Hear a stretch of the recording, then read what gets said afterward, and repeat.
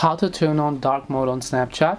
Hi everyone, welcome back to the channel. In today's video I'll guide you on how you can turn on dark mode on Snapchat, so make sure to watch the video till the end. In order to turn on dark mode on Snapchat, it's very simple. Open the Snapchat application here.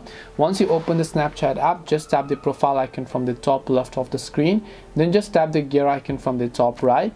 If you scroll down over here, you'll find app appearance. You can tap on it, and now you can set this to always dark over here, as you can find it.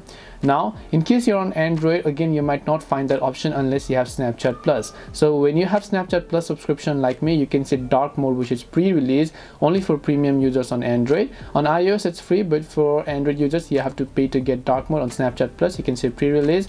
Just turn on the toggle over here, just tap on OK, and after that Snapchat will successfully get themed to dark mode, as you can find it here. But for this, as I said, you need Snapchat Plus. This way you'll be able to get or turn on dark mode on Snapchat. Hope this video was very helpful. If you have any questions, feel free to leave them down. Thank you for watching and see you in the next video.